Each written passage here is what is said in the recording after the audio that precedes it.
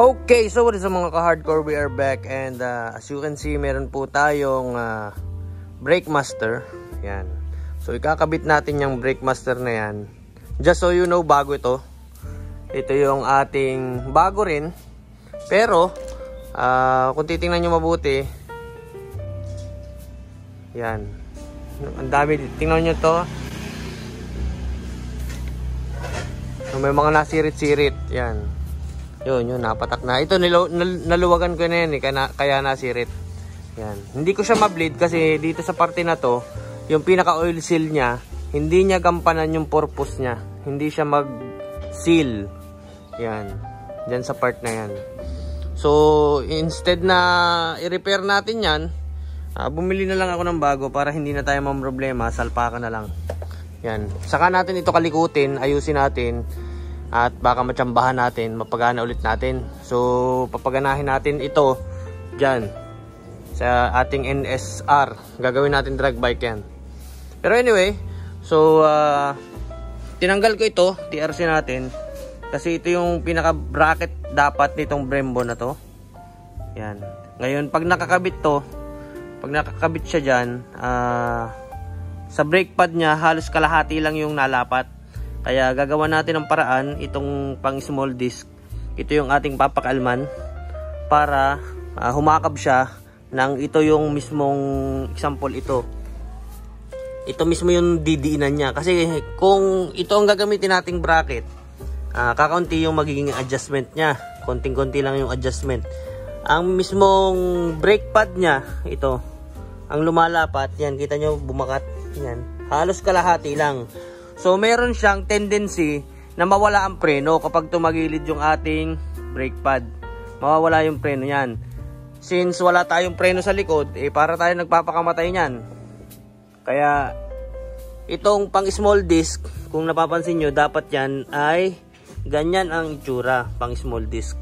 So, ang gagawin natin dyan para mahabol natin, para lumayo siya, i-adjust natin dyan, bubutas tayo ng panibago doon. Yan, bubutas tayong panibago para ito yung mapakabit natin. Ikakabit natin ito na maayos. Yan, so susukatin natin yan mamaya. And ayun, papaganahin natin itong ating preno ngayong araw na to.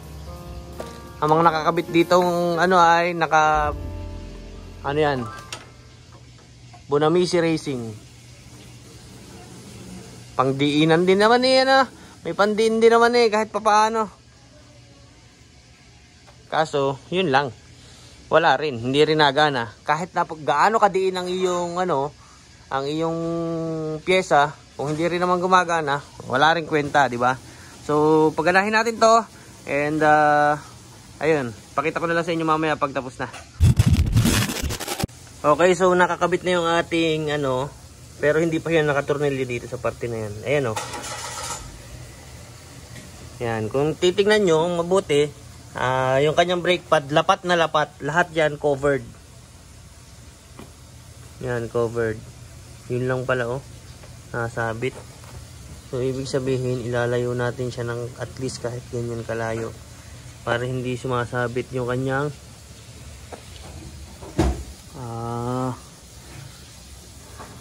okay. Sumasabit yung kanyang likod doon sa mismong yun ang sumasabit sa kanya pag ang gamit nating ay ito yung gamit nating bracket. So hanapan ulit natin ng paraan, gawan ulit natin ng paraan kung paano natin pagaganahin.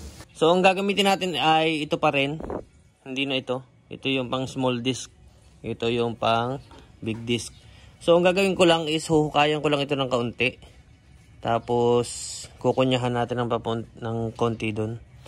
Kasi konting-konti lang i-adjust mo dyan, malaki ang pagbabago nyan. Pag dating doon sa adjustment nyan. So, bawasan natin to. And, ayun, tingnan natin kung mapapag-ari natin, mapapalapit natin ito dito. Let's go!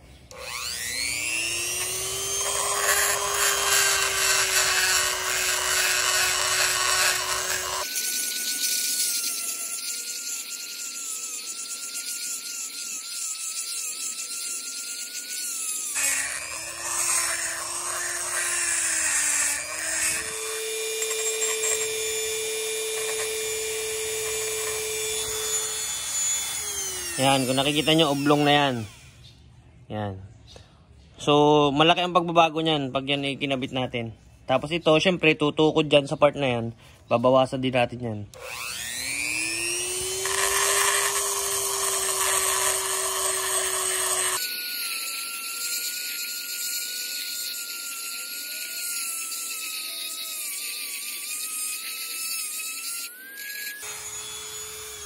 Okay, so nabawasan natin ng tigka-kaunti. So, konti-konti lang yung banat natin. Para hindi tayo mapasobra. Kasi, yung konting yan, sa konting ibinawas natin yan. Yan. Malaki ang adjustment yan.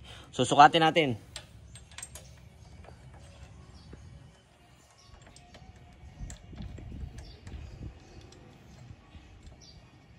Tingnan natin kung ano ang diferensya. Bago natin ikabit, ganyan lang, pakaunti-kaunti lang. Yan. Kita nyo yung adjustment niya, konting-konti lang.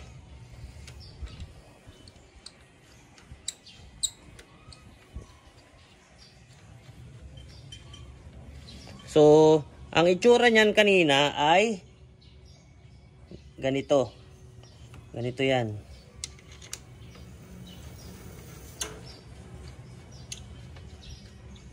Ganito siya kalayo.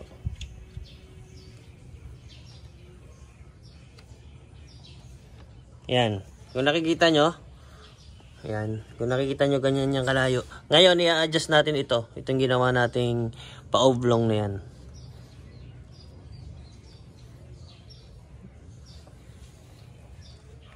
I-adjust natin para makita nyo kung gaano kalaki ang pagkakaiba. Yan o. Ang laki na. Yun lang hinukay natin. Hindi masyadong halata ang nangyari doon. Tapos ang laki ng yan. Ngayon kung gusto pa nating lumapit, syempre huhukayin pa natin yon. Pakaunti-kaunti. At ayan. Hanggang sa lumapat ito. Hanggang sa kainin niya ito lahat. Yung part na yan. Okay, so hukayin na muna natin. And pakita ko na lang sa inyo pag tapos na. Alright.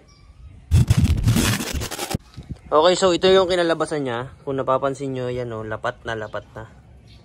Yan. Pero hindi ko naman siya sinagad. Kasi, example, ito. Kalasin natin para makita nyo mabuti kung ano yung lumalapat sa kanya.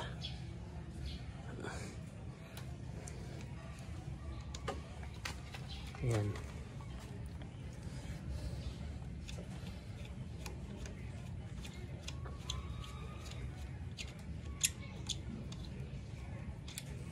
Yan. Kung nakikita nyo, medyo oval siya ng kaunti. Yan. Para umadjust siya, lumapit siya ng papaganyan. Kanina ganyan yan. Ganyan. Yan. Kakunti ang nalapat doon, halos kalahati. Pero kapag inadjust natin siya ng ganun, lapat na siya. Ngayon, pag lumapit naman siya, ang magiging problema naman natin ay ito. Kung napapansin nyo, yung part na ito, yan, lumalapat yan doon. Kaya ang ginawa ko naman, para hindi siya lumapat, magka meron siya ng enough na clearance, ay grinder ko naman itong mismong caliper. Ito. Kasi ito yung lumalapat eh. Yan. Diba? Ngayon, habulin lang natin yan sa kulay kung pwede nating habulin. And kabit na natin. Ayun. Okay. So, ayos. Kabit ulit natin. Pakita ko sa inyo mabuti.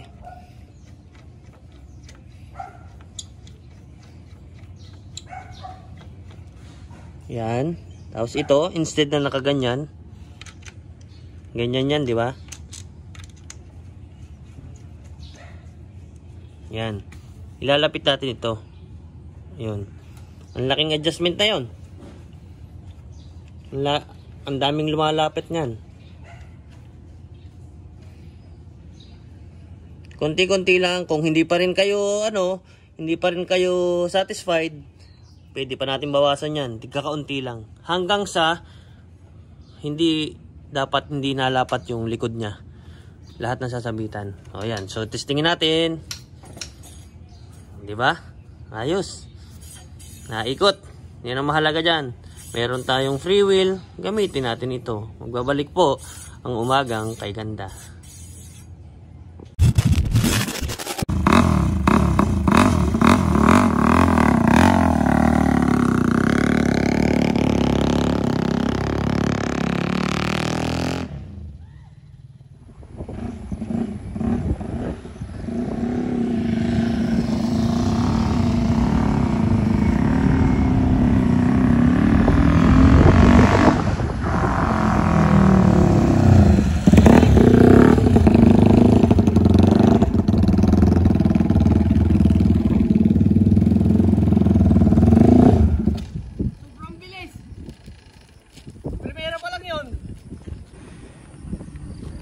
Nanginginig ako. Putangin na, ang bilis. Primera pa lang, kailangan mong timplahin dito. Kailangan mong timplahin dito para hindi ano. Kasi unang-una, mabuhangin dito. Tapos masyado siya mabilis. Hindi mo makontrol yung ano niya. Na-skid yung pinakalikod niya. Sobrang lakas. Yung primera niya, kumpara kay Stoker, low RPM pa lamang siya. Nasa gitsit na. Yan. So as you can see dito, ano po yan, tawag doon, subdivision yan. Subdivision ito, lugar na to. And dito ako nagte-testing. So okay lang kahit wala naman tayong helmet. Pero parang nakakatakot mag-testing kung walang helmet kasi sobrang bilis nito, grabe. Di hamak na mas mabilis to kaysa kay kay Stoker nung huli nating pina-under si Stoker. Kasi si Stoker kahit pa paano nakokontrol natin ng madali. Ito medyo mahirap kontrolin. Kumpara sa big bike, kailangan mo siyang gigilin. Teka lang, tulak muna natin kasi may bus sa likod. Kailangan mo siyang gigilin. Ito sa low RPM pa lamang, umaandar na siya, ang bilis na ng andar niya. Ang ginagawa ko is kinokontrol ko dito sa clutch para yung bitaw niya hindi bumigla. Kasi once na biglain mong ganyan, kahit ano lang niya, kahit idle lang niya,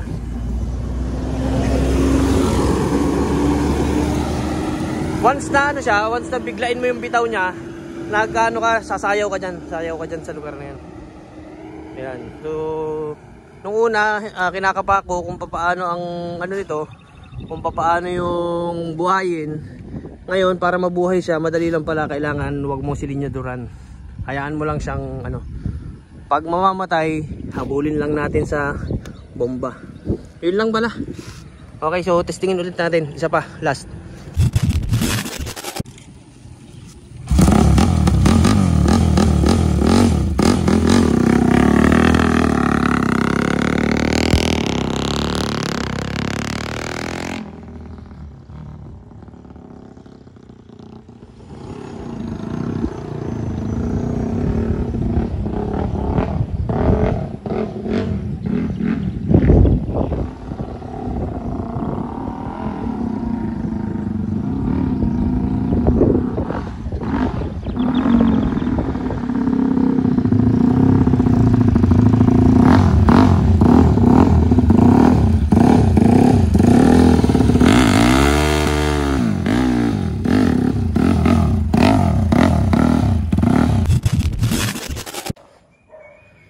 Ayun, so ibinalik ko na dito and as you can see, umaandar naman na siya. Ang kulang na lang sa kanya ay tuning kasi namamatayan ako.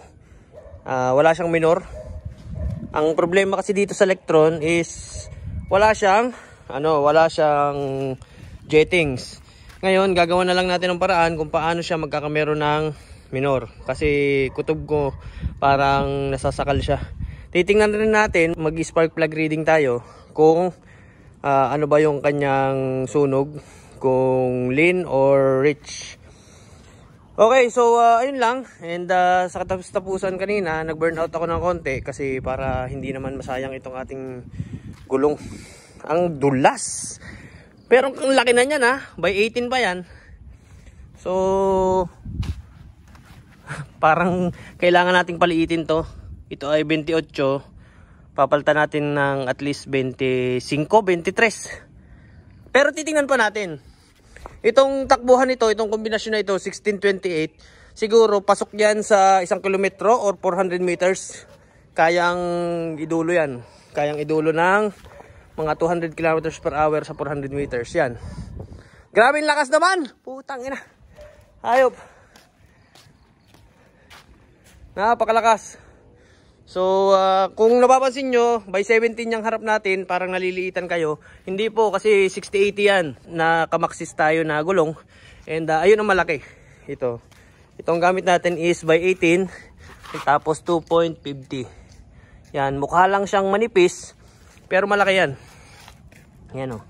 Mukha siyang manipis kasi ano, nasa 1.4 na rim at saka extended yung ating swing arm. Yun, so I think hanggang dito na lang muna. And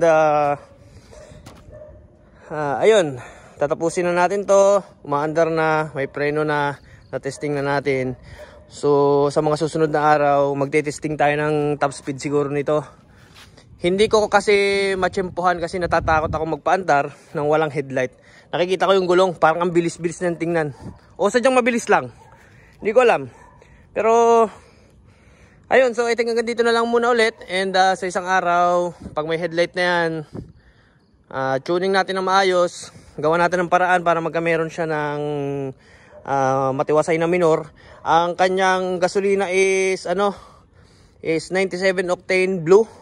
Baka hindi tumino sa blue. Testing natin, baba tayo. Tingnan natin ang green. Baka sa green, sakali sa green, tumino-tino ng konti. Tapos ito pa, pag nag full throttle ka dito, full throttle yan ha. Yung kanyang piston, hindi yun full throttle. Yun o, may naka kita nyo yung piston niya, hindi pa siya sagad. Kasi natukod na yung dito. Tumutukod na yung, kasi tumutukod na yung dito, yung mismong lagayan niya ng cable. So tatabasan natin yan para maisagad natin siya, i-full throttle talaga natin siya. All the way. Yun o. Yun, hanggang dun lang. May piston, may tira na ganyan. So hindi mo mai-top speed dyan ng maganda-ganda. Para tayong tanga dyan. Anyway, so I think hanggang dito na lang muna ulit. And abang-abang na lamang kayo. Kung aabot ito sa part 4, paabutin natin sa part 4. Tapos shoutout po sa palag ako kay J Mags. Doon sa 1000cc niya ito. Ramdam ko ang takbo niyan. So itong motor na ito is halos same lang ang power doon sa big bike natin. Yan, akala nyo wala tayong big bike, meron po tayong big bike.